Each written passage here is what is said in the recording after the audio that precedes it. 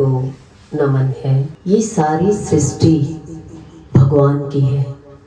मैं भगवान का हूँ और भगवान मेरे हैं। ये सब बातें हमें सत्संग से पता लगती है। हम तो एक मंदिर में मूर्त देखकर कहते हैं बस ये भगवान है। उनकी प्राण प्रतिष्ठा आप लोगों ने कराई। जिसने मूर्ति की स्थापना करी उनका सारा परिवार बैठ करके अपनी श्वासों को अर्पित करता है और फिर सारी दुनिया उसकी पूजा करती है। पर जान किसने डाली? आपने पूजा करके, प्राण प्रतिष्ठा करके, अपने प्राणों को डालकर फिर हम कहते हैं ये भगवान है। इसका मतलब आपने जो प्राण डाले हैं वो आप ही हैं। और आप किसकी पूजा करते हैं? अपने आप की। ऐसे ही गुरु भगवान हमें बताते हैं कि सबके अंदर जो श्वास चल रही है एक ही वायु है, अलग अलग नहीं है। वायु तत्व के द्वारा हम चल रहे हैं। देखिए, जो व्यक्ति आत्मज्ञान को सुनता है वही 5 तत्वों को जान सकता है। पृथ्वी, जल, अग्नि, वायु, आकाश, ये 5 तत्व है। इन 5 तत्वों में पंच देवता है। इन पंच देवताओं की हम पूजा नहीं कर पाते। हम शरीर मान करके हम सबकी सेवा में लगे होते हैं, पर वो अपने आप में नहीं जुड़ते। क्यों? क्योंकि श्वास तो परमात्मा की है और उस परमात्मा के साथ जुड़ करके तो हमारा अंतःकरण साफ होगा और जो कर्म हम करेंगे वो कर्म हमारा सिद्ध होगा। सब भगवान की मूर्ति को देखकर ही भगवान मानते हैं, पर मूर्ति हमें कहती क्या है, क्या संदेश देती है? कि मौन हो जाओ। मौन मूर्ति के सामने सब लोग झुक जाते हैं। ऐसे ही गुरु भगवान हमें कहते हैं कि तुम अपने स्वरूप को मूर्ति की तरह रखो। किसी ने बड़े कमाल की बात कही है, हौसला ना हार गिरकर ए मुसाफिर, दर्द यहां मिला है दवा भी यहां मिलेगी। एक हम दृष्टांत से समझते हैं कि परमात्मा कैसे समझा जा सकता है। परमात्मा क्या है? हमारी सकारात्मक सोच। बस सकारात्मक सोच किससे बनेगी? बिन सत्संग विवेक न होई, हरि को भजे सो हरि का होई। बिना सत्संग की हमारी ये आंखें नहीं खुलती। हम एक सपने में सोए पड़े हैं। जैसे एक व्यक्ति को स्वप्न आता है और सपने में सब कुछ उसे सच लगता है। सपने में भगवान अच्छे लगते हैं। कितने लोग ऐसे हैं जो आकर के खाली एक चर्चा करते हैं कि सपने में भगवान दिखाई दिए और साकार में भगवान दिखाई दे जाए तो आप भगवान को कितना मानेंगे? पर उठते ही स्वप्न टूट गया और टूटते ही आपने देखा कि भगवान गए कहाँ।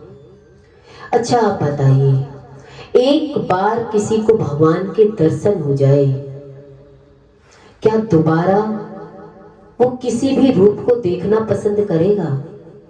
जिसको भगवान सपने में दिखाई दे जाए तो वो जागना पसंद नहीं करेगा।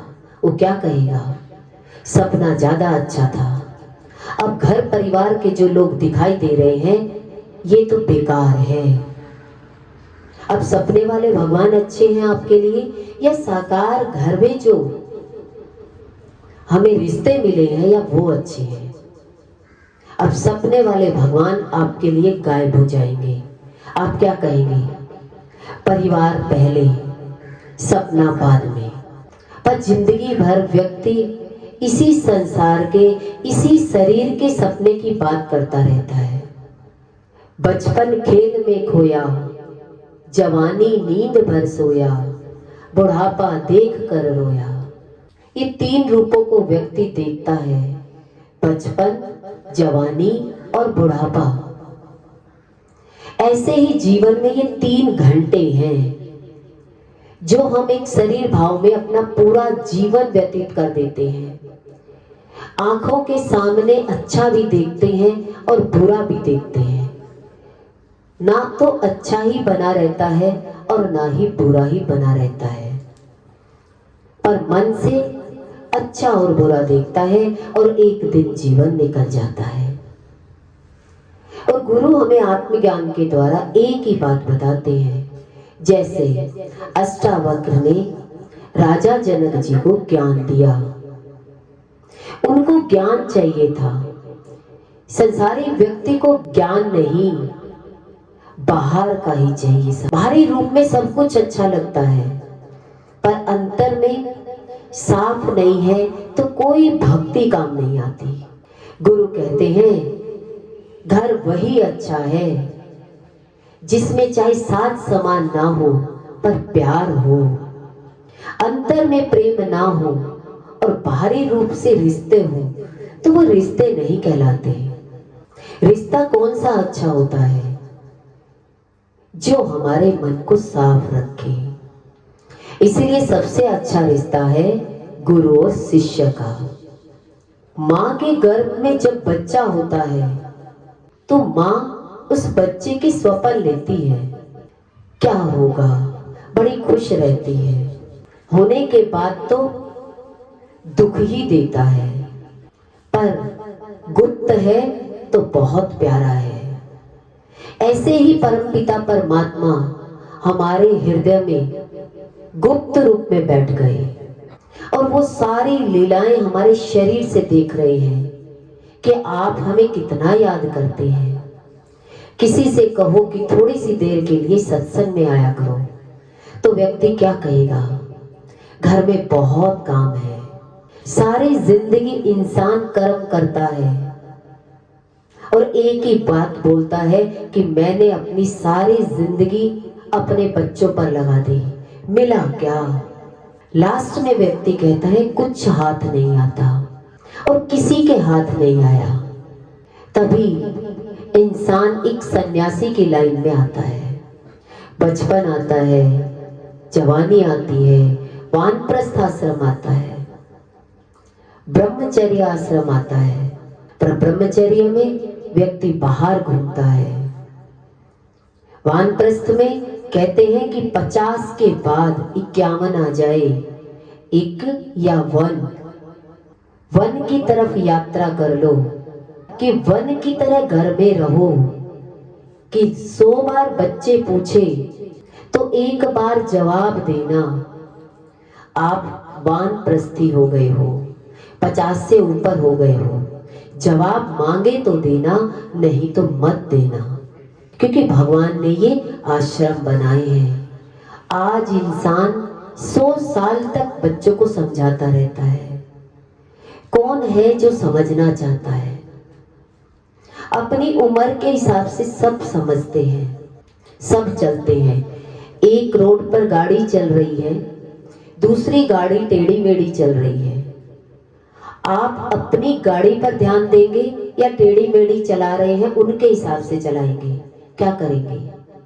आप अपनी गाड़ी का एक्सीडेंट नहीं होने देंगे। ऐसे ही गुरु भगवान कहते हैं कि अपने मन को देखिए कि कैसे चलाना है। दूसरे के मन को देखेंगे तो अपना मन भी बिगड़ जाएगा। इसीलिए भगवान ने एक ही बात कही, सबघट मेरा साइया सुनी सेज ना कोई। सबके घट में मैं बैठा हूं। आपको किसी को भी समझाने की जरूरत नहीं है। हम अपनी सोच को अच्छा रखें, हम अपने मन अंतःकरण को साफ रखें। अपने मन को साफ खाली एक सत्संग से रखा जा सकता है। बिना सत्संग के हम अपने मन को पॉजिटिव रोल नहीं दे सकते। जब कोई सकारात्मक विचार वाला व्यक्ति हमें मिलता है, वही तो हमारी गलतियों को निकाल सकता है कि यहाँ मन गलत सोच रहा है, इस गलत सोच को सही कर लो। तुरंत आपकी गाड़ी आपके अनुसार चलने लग जाएगी। पर व्यक्ति सारा दिन ध्यान बाहर की तरफ रखता है, अपनी तरफ नहीं। गुरु हमें अपनी तरफ इशारा करना सिखाते हैं कि देखो कि तुम्हारी 5 ज्ञान इंद्रियां और 5 कर्म इंद्रियां और 11वां मन, इसको सही सलामत रखो तो जिंदगी बहुत अच्छी निकलेगी। नहीं तो जिंदगी भर हम सबको ठीक करने में ही अपना जीवन गवा देंगे और कोई हमसे ठीक चलने वाला नहीं है। ये तो गुरु के ज्ञान से समझा जा सकता है।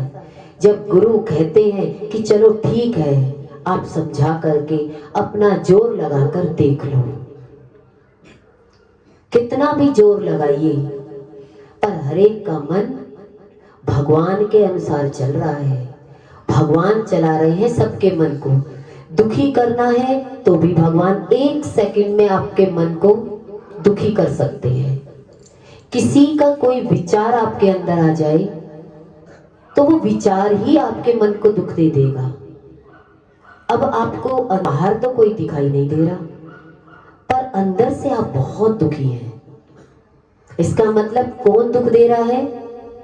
भगवान ने अगर हमको ठीक करना है तो हमारी मानसिक विचारधारा को वो निगेटिव कर देगा। क्या कर देगा? घर में रहे हुए व्यक्ति के प्रति ही नेगेटिव कर देगा, और वो नेगेटिव विचार मेरे शरीर को अस्वस्थ कर देगा, और शरीर अस्वस्थ हो गया तो रोग तो आपके ही घर में जन्म लेगा। तो सारा रोग किसके अंदर है? मानसिक रोग। गुरु मानसिकता के डॉक्टर हैं। किसके हैं? मन के डॉक्टर हैं। तन के डॉक्टर तो हजारों मिल जाएंगे। तो मन के रोगी ज्यादा हैं, तन के रोगी कम हैं। और मानसिक रोगी हो जाए तो व्यक्ति कहाँ जाएगा? बाहर के डॉक्टर को खोज लेगा, पर मन का डॉक्टर तो गुरु होता है कि गुरु हमें हर समय एक सकारात्मक विचार में रखता है। देखिए, एक दृष्टांत से समझते हैं। एक वेटर था जिसका नाम प्रकाश था। वो लाइफ में वो हमेशा पॉजिटिव एटीट्यूड के साथ जी रहा था।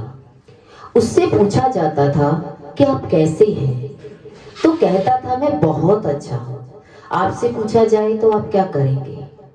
घंटों बाहर खड़े होकर के आप घर की कमियों को ही गिनाएंगे। पर जो गुरु के साथ रहता है तो सब बातें भूल जाता है। कहते हैं पानी की लकीर की तरह होता है साधक। पानी में देखिए लकीर खींचिए, साथ की साथ समाप्त हो जाती है, वो बनी नहीं रहती। और संसारी व्यक्ति की बचपन में, जवानी में कोई लाइन खींची होगी तो इंसान बुढ़ापे में भी वही बात निकाल करके लाएगा कि जो पहले पास्ट में कोई बात हुई थी। वो रेत की लकीर है, वही की वही बनी हुई है। और एक पत्थर की लकीर होती है। एक बार पत्थर पर लकीर लगा दी जाए तो पत्थर की लकीर कभी मिट नहीं सकती। ऐसे ही संसार में कोई आपके साथ दुर्घटना घट जाए तो आप उस बात को भूलेंगे नहीं। आपको जितने लोग मिलेंगे, आप सबसे पहले वो पत्थर की लकीर की ही बात करेंगे। और गुरु धीरे धीरे हमें पानी की लकीर पर ले आते हैं।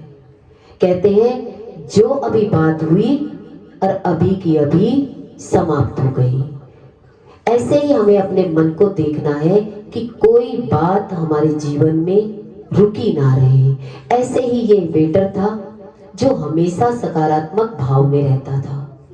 इसके जितने भी इसे दोस्त मिलते थे तो ये एक ही बात बोलता था, मैं बहुत अच्छा हूँ, मैं बहुत अच्छा हूँ।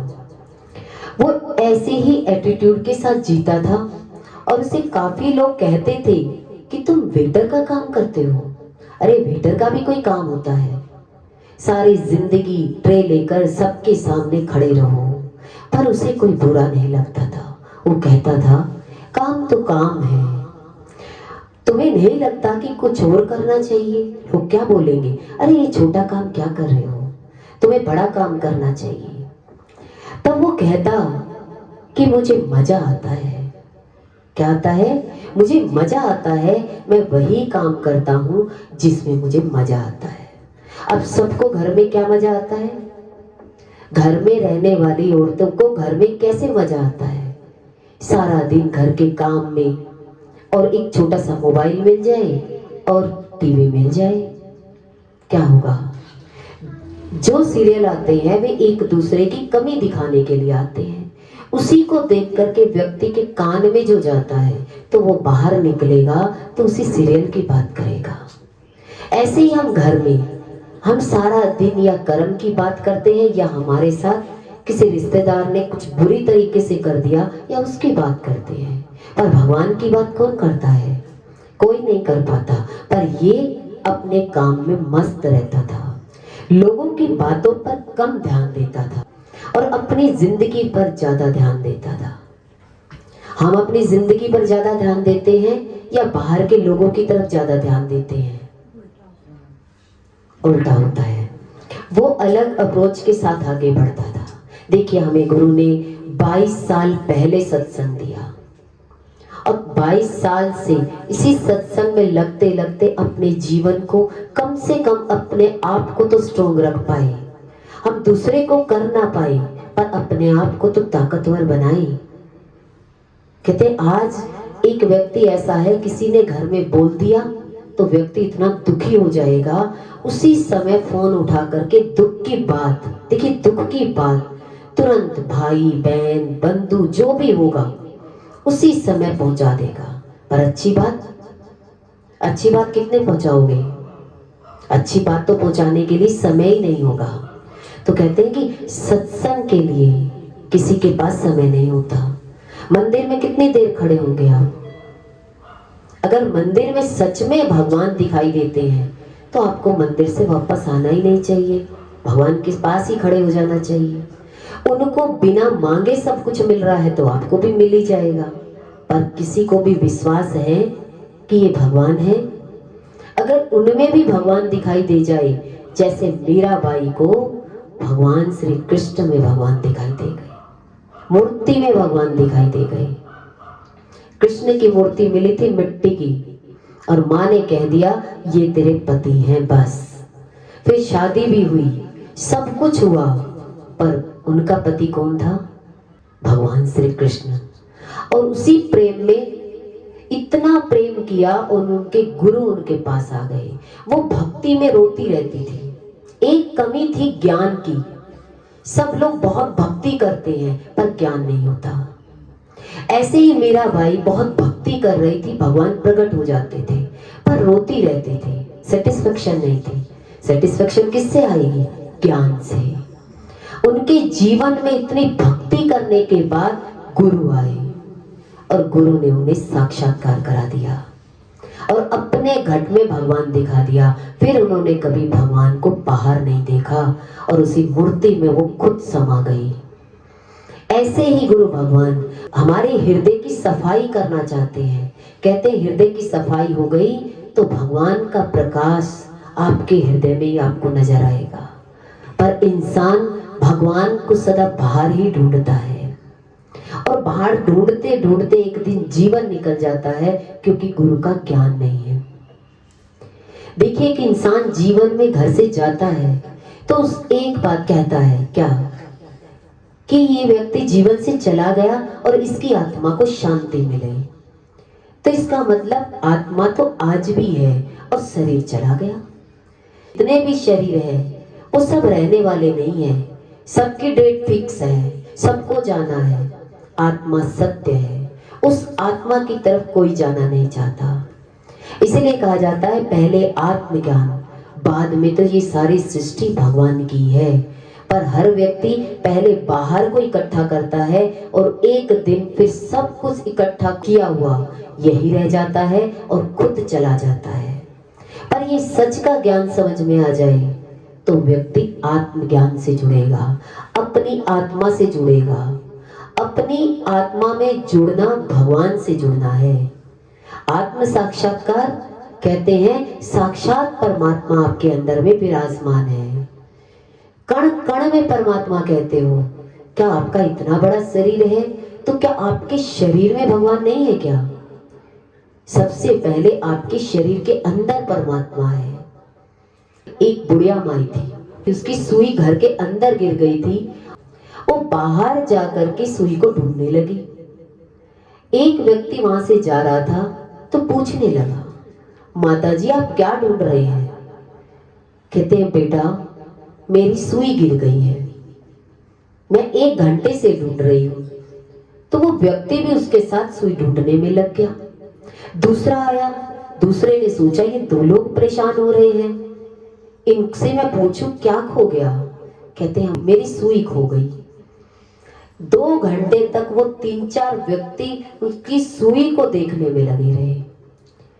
पर तीनों ने मिलकर कहा, माता जी आप बताइए क्या सुई आपकी यही गिरी है?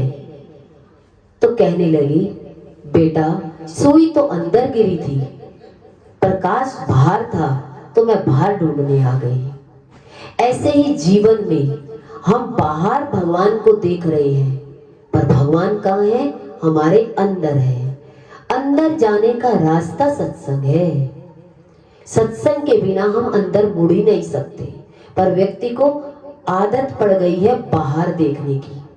थोड़ी सी देर का आनंद में हम सोचते हैं कि सदा के लिए मिल गया, फिर वही वातावरण हमारा, वही मन दुखी सुखी होता रहता है। पर पॉजिटिव शक्ति गुरु के पास होती है और गुरु हमें पॉजिटिव करके रखता है। क्या कहते हैं? परमात्मा तेरे अंदर में है, तुझे घबराना नहीं है। जैसे ये वेटर अपने छोटे काम को देख करके किसी की बात नहीं सुनता था, कोई कुछ भी कहता था, कोई इंसल्ट करता था, पर उसे कोई फर्क नहीं पड़ता था। एक दिन एक दुर्घटना घट गई उनके साथ। रेस्टोरेंट में काम कर रहा था, उस दिन वह अकेला था और वह पीछे का दरवाजा लगाना भूल गया। जैसे शिवम में दोनों तरफ गेट हैं और एक दरवाजा पीछे का खुला रह जाए और आगे का आपने लॉक लगा दिया। उस दिन उससे भी ये गलती हो गई। पीछे के दरवाजे से चोर घुस आए। 4-5 लोग बंदूक लेकर आ गए और बंदूक उस पर तान दी। उसे कहा कि जो तिजोरी है उसको खोलो, हम सारा सामान लेकर जाएंगे। प्रकाश जानबूझकर गलत पासवर्ड डालने लगा। आज लोग कैसे आने लगे पासवर्ड वाले, तो उससे वो बार बार गलत डाल रहा था। क्यों? क्योंकि डर भी लग रहा था पर ईमानदारी से रहना भी चाहता था।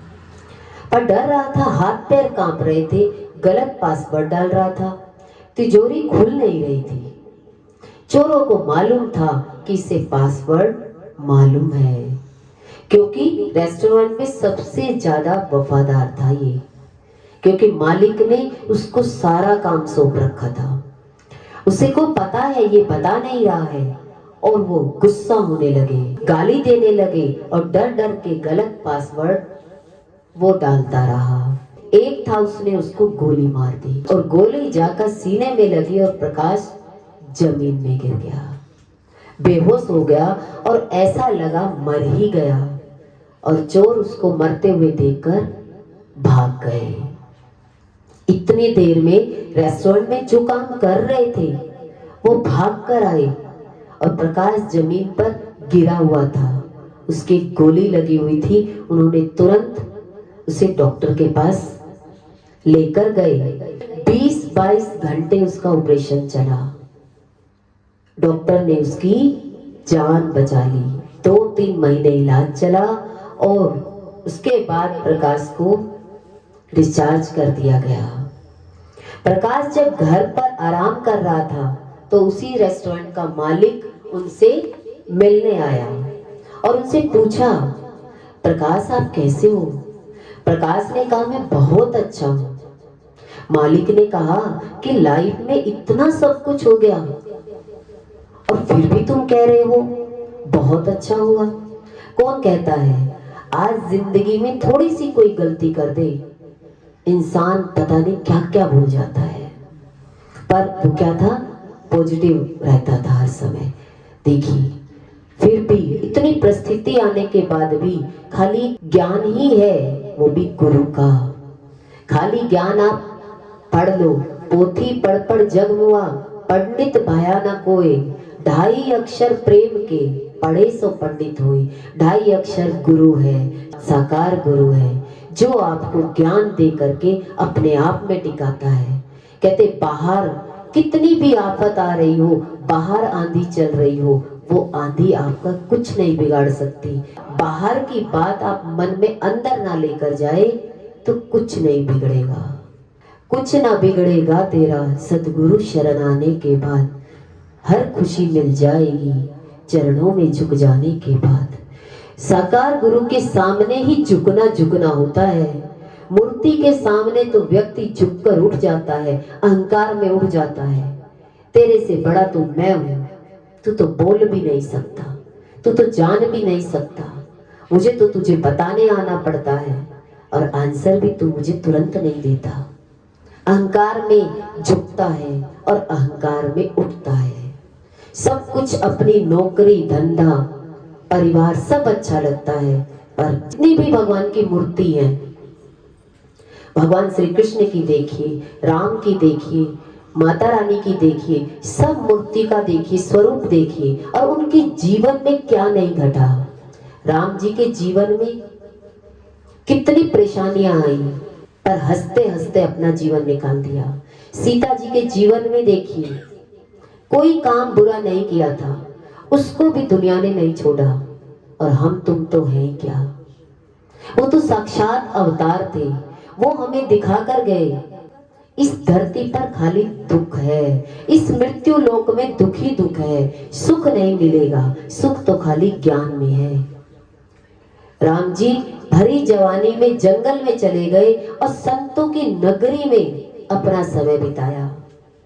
भगवान श्री कृष्ण देखिए, जन्म ही जेल में हुआ, पैदा होते ही इतनी पूतना आ गई, इतनी राक्षसनियां आ गई, कितने राक्षस आ गए देखिए, कभी चैन से उनको बैठने ही नहीं दिया।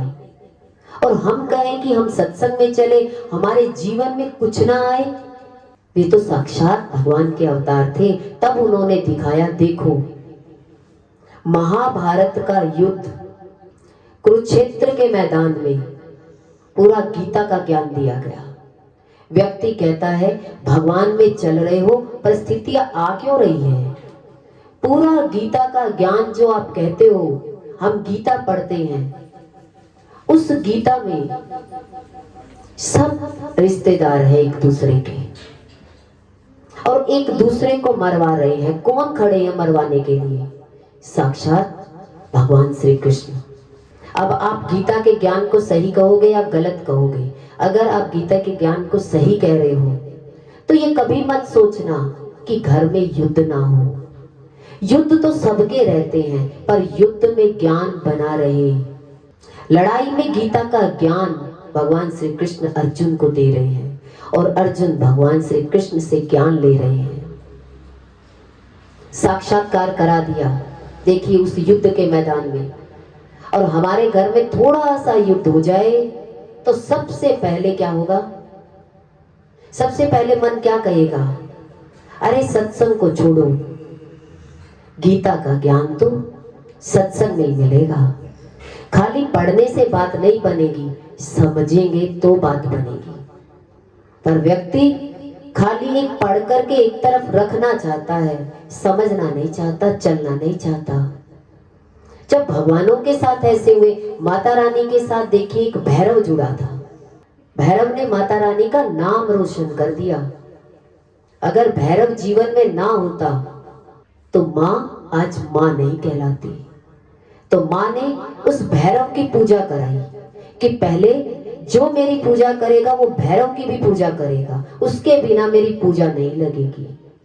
देखिए उल्टा चलने वाला हर व्यक्ति के घर में है, हर घर में है। हमारे पास तो बहुत सारे हैं, सारे ही उल्टा चलने वाले हैं। तो कितनी जल्दी आप साक्षात्कार कर सकते हो? तो माँ ने साक्षात्कार किया भैरव के द्वारा। तो हमारे जीवन में भी कोई एक उल्टा चलने वाला आ जाए तो व्यक्ति को कभी कमजोर नहीं पड़ना चाहिए। वही व्यक्ति होगा जो आपका नाम रोशन कराएगा, आपको भगवान की तरफ लेकर जाएगा। माँ देखिए गर्भ जून में देखी, वहां रही, छिपकर रही, तपस्या करी। क्या आपके जीवन में जब तक परिस्थितियां नहीं आएगी तब तक आप भगवान के मंदिर में जाकर के खड़े होंगे? आप कभी ज्ञान प्राप्त करेंगे? आपको एक ना एक रोकने वाला मिलता रहेगा और आप रुकते रहेंगे और एक दिन ये जीवन हाथ से निकल जाएगा। इसीलिए जीवन में ज्ञान होना बहुत जरूरी है, खाली पढ़ना नहीं है, होना जरूरी है। एक बच्चे को टीचर के सामने भेजा जाता है तभी वो पढ़ पाता है, पेरेंट्स से नहीं पढ़ पाता। ऐसे ही हम घर में ही कोई शास्त्र लेकर पढ़े और कहें कि हमारे लग जाएगा, नहीं लगेगा। आप सोचे कि टीवी से सुनकर मेरा जीवन अच्छा हो जाएगा, टीवी की आग आपके घर को नहीं जला सकती, टीवी की बारिश आपको गीला नहीं कर सकती। टीवी में तेज बारिश आ रही हो, आप भीगेंगे। ऐसे टीवी में अगर आप वाणी सुन रहे हो तो आप क्या कहेंगे? आपने बच्चों को देखा, देखिए कोरोना में कैसे पढ़ते थे वो ऑनलाइन, कैसे पढ़े? पेरेंट्स इधर उधर हुए, कैमरा हो, और क्या लग गए? क्या देखने लग गए? अपने मन की चीज। तो क्या पढ़ पाए बच्चे? माइंड डेवलप होगा? ऐसे ही जब तक हम साकार गुरु के सामने नहीं बैठेंगे, हमारी गलतियां वो नहीं निकालेंगे, तब तक हम कभी भी किसी भी मनोकामना को लेकर चलेंगे, हमारी मनोकामना पूरी नहीं होती। देखिए मंदिरों में कितनी भीड़ होती है, उस भीड़ में भगवान कितने लोगों की सुनेगा? अब कितनी सारी भीड़ है, अब वो सबकी एक बारी में सुन लेगा? ऐसे ही गुरु हमें कहते हैं, एक एक करके गुरु जब हमारी बात सुनते, गुरु यही कहते हैं, पहले आप अंतःकरण को साफ कर लो, आपके अंदर में परमात्मा है, फिर आप जो बोलोगे वही काम आपका पूरा हो जाएगा। गुरु खाली आपको साफ करते हैं, लिखा लिखाया जो लिख रखा है उसे साफ करते हैं, स्लेट को साफ कर देते हैं, रब कर देते हैं, और फिर कहते हैं अब तुम पहले अंतःकरण को साफ कर लो और उसके बाद जो तुम बोलोगे, जो बोले सो निहाल। तो फिर जो आप बोलोगे आपकी मनोकामना तब पूरी होगी। पर व्यक्ति इतना भरा हुआ जाता है तो उसकी मनोकामना पूरी क्यों नहीं होती? क्योंकि सारा कबाड़ अपने अंदर रख रखा है, सारे राग द्वेष अपने अंदर रख रखे हैं। फिर आप किसी मूर्ति के पास चले जाओ, किसी संत के पास भी बैठोगे तब भी मनोकामना कभी पूरी नहीं होगी, क्योंकि पहले आपको साफ होना है। देखिए प्रयागराज में सुना कि भाई भगदड़ मच गई, ऐसा हो गया, तो कितने सारे लोग जाने से बच गए, कहते हम नहीं जा रहे क्योंकि वहां तो ऐसा हो रहा है। दिखाया कैसे? ऊपर से हेलीकॉप्टर कैमरा लेकर के दिखा रहे हैं कि इतनी भीड़ है, पर हमने देखा जाकर के वहां कुछ था ही नहीं ऐसा। सारा दिन टीवी में देख करके क्या कहेंगे, हम तो नहीं जाएंगे, वहां तो ऐसा है। तो वंचित कौन रह गए? खाली सुनकर अच्छे काम के लिए वंचित रह गए। और कहीं भीड़ हो तो आप जाएंगे नहीं जाएंगे? शादियों में भीड़ हो तो आप क्या कहेंगे? एक और हम शामिल हो जाएंगे, 1 घंटे बाद चले जाएंगे, पर जाएंगे जरूर। संसार के कर्म के लिए आप कितने तैयार रहते हैं, और भगवान के लिए? भगवान आपके काम आएगा, ये कर्म काम नहीं आएगा। ये कर्म तो ये आपकी प्रारब्ध का है, आपको मार के भी करा लेगा, पति पत्नी से डांट कर भी करवा लेगा, बेटा माँ से डांट कर भी करवा लेगा, वो उसकी प्रारब्ध है। पर सही मायने में आप अपने लिए क्या कर रहे हो?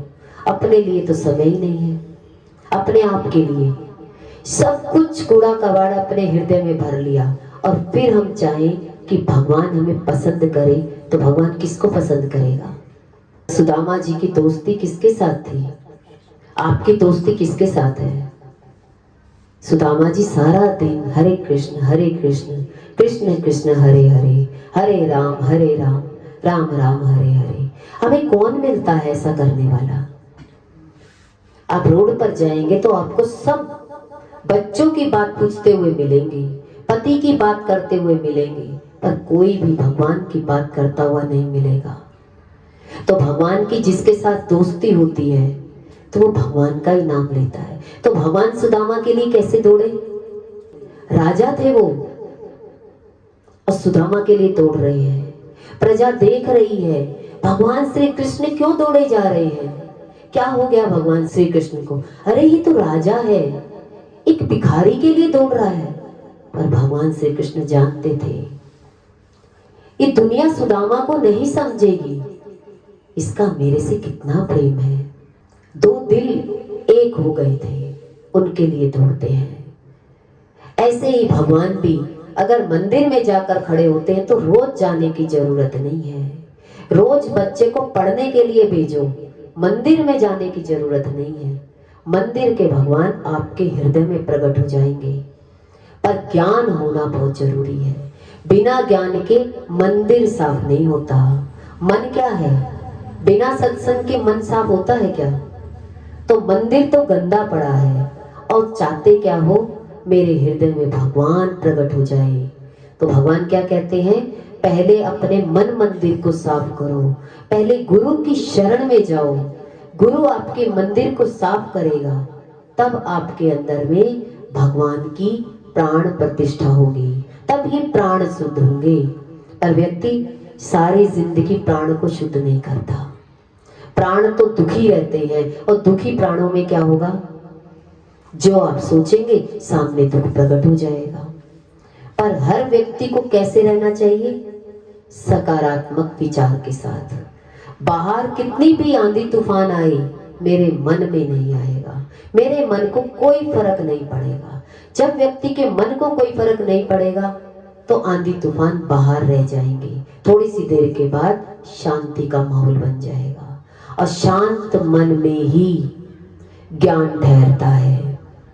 शेरनी का दूध कौन से पात्र में? सोने के पात्र में ठहरता है। ऐसे ही ज्ञान संसारी व्यक्ति के हृदय में नहीं ठहरता।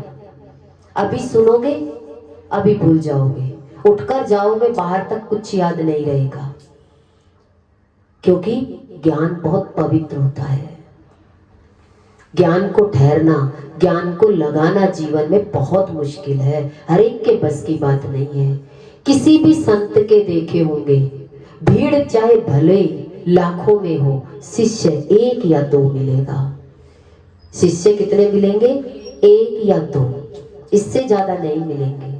रामकृष्ण परमहंस का शिष्य कौन था? स्वामी विवेकानंद जी। तो उनके एक ही थे। तो ये परमात्मा का साक्षात्कार करना ये गुरु के सानिध्य में ही हो सकता है। अष्टावक्र जी ने राजा जनक को ज्ञान दिया, बस एक को देकर कहा मेरा काम पूरा हो गया। ऐसे ही लाखों की भीड़ में संतों के पास लोग आते हैं, पर ज्ञान किसके ठहरता है? एक के ठहरता है। और वो एक फेमस हो जाता है, वो एक फेमस दिखाई भी देता है कि इस गुरु का शिष्य है। प्रैक्टिकल दिखाई देता है क्योंकि वो चलता है। क्लास में 40 बच्चे होते हैं, 40 में से एक ही मेरिट में आता है, फर्स्ट आता है एक ही। पेरेंट्स ने तो सबने पैसे एक जैसे दिए, फीस एक जैसी जमा कराई, टीचर ने एक जैसे बच्चे को पढ़ाया, पर आपका बच्चा फर्स्ट नहीं आया, किसी और का बच्चा फर्स्ट आ गया, पर 40 में से एक ही आया। पर टीचर ने तो सबको एक जैसा पढ़ाया।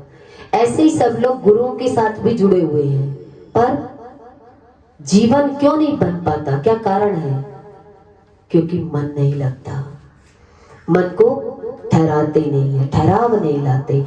ज्ञान के लिए आपका शुद्ध अंतःकरण होना चाहिए, और जब तक पवित्र अंतःकरण नहीं होगा तो आपका ज्ञान ठहरेगा नहीं, समझ में ही नहीं आएगा।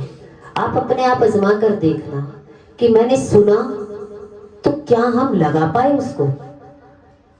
हमें गुरु ने पहले दिन एक ही बात बोली थी, सर्वत्र आत्म तत्व है। देखिए, कोई मंत्र नहीं है यहाँ, कोई गुरु शिष्य परंपरा नहीं है, कोई आओ भगत नहीं है, सिंपल सा ज्ञान है। सिंपल से छोटे से घर में आप सत्संग कर सकते हो, करा सकते हो, अपने आप कर सकते हो, पर मेहनत आपको खुद को करनी है। यहाँ कोई मंत्र ही नहीं दिया, खेल खेल में कह दिया सर्वत्र आत्म तत्व है, और वही शब्द पकड़ लिया। 21 दिन में इसी वचन ने इस शरीर से बाहर निकाल दिया। ये मेरा अपना अनुभव है। जिस बस में हम बैठे थे, मनाली गए थे, और मनाली में मुझे ये शब्द मिला, गुरु का वचन मिला, इसी को मंत्र माना और आ करके वहीं से शुरू हो गई सर्वत्र आत्म तत्व है।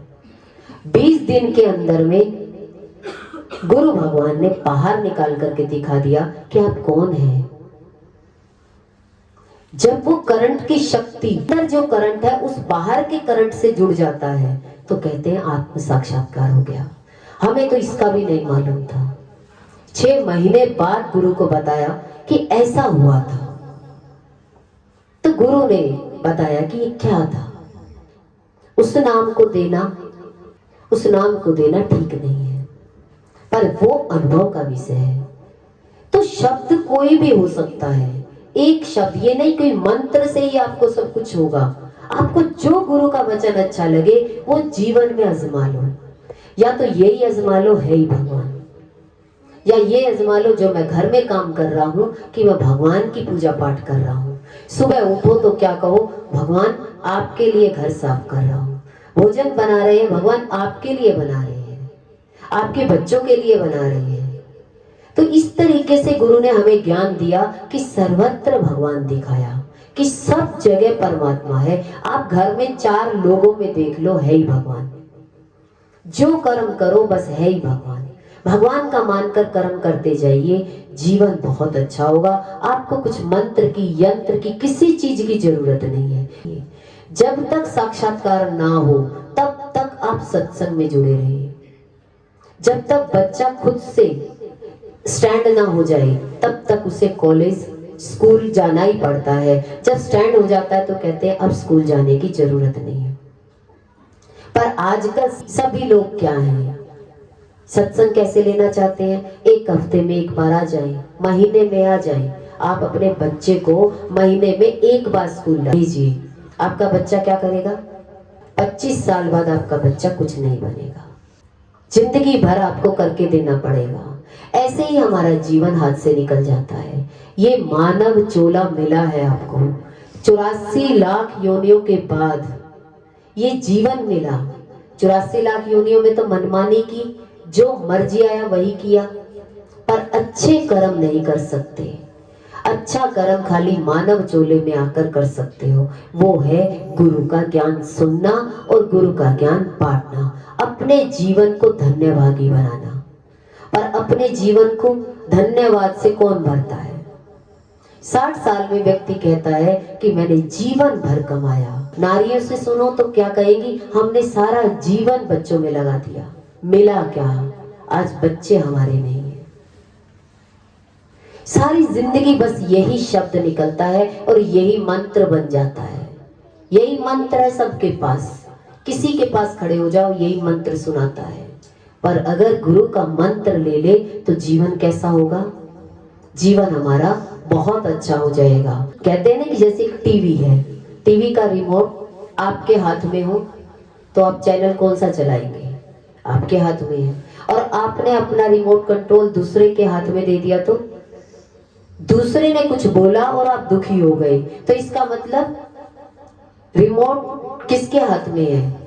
दूसरे के हाथ में। दूसरे ने खुशी का बटन दबाया तो आप खुश हो गए, और दूसरे ने आपको कुछ वचन कह दिए, कुछ बुरी तरीके से कर दिया तो आप दुखी हो गए। तो आपके चैनल को कौन चला रहा है?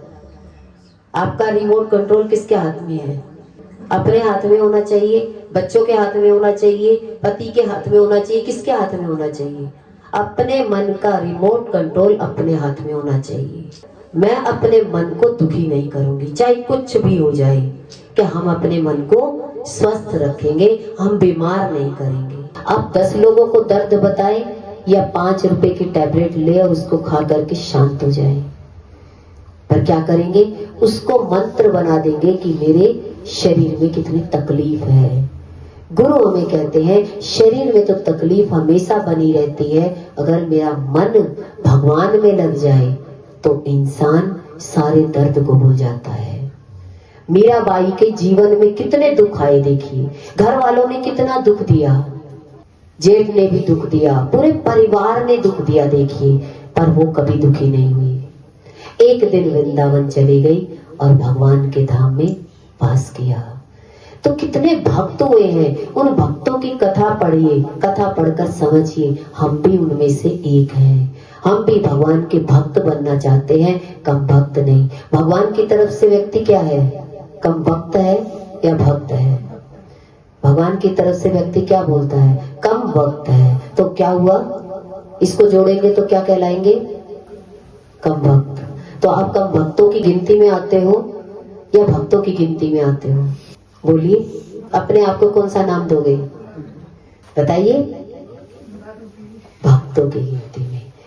सुदामा की तरह हर समय भगवान का नाम लीजिए, हर समय मीराबाई की तरह। इस तरीके से आप भगवान का जितना नाम लेंगे, आप अपने आप के साथ जुड़ेंगे। देखिए, परमात्मा आपके अंदर है।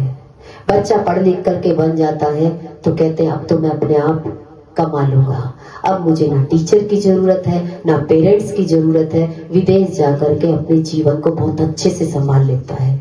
और जो व्यक्ति पढ़ता नहीं है, वो सारी जिंदगी पत्थर ही तोड़ता है और दुखी रहता है। ऐसे ही सारा जीवन इंसान भक्ति में लगा देता है। भक्ति कौन सी, बाहरी आवरण की, पर अपने आप को पढ़ाई लिखाई में नहीं लगाता। पढ़ा लिखा कौन है, जो ज्ञान को प्राप्त करके भक्ति करे, मन अंतःकरण को साफ करके जो संकल्प करेगा वो पूरा हो जाएगा। मंदिर साफ होगा, उसी में मूर्ति अच्छी लगती है। ऐसे ही मन साफ होगा, उसी में ही हमारी मनोकामना पूर्ण होती है। गुरु भगवान के अनंत अनंत शुक्राने हैं।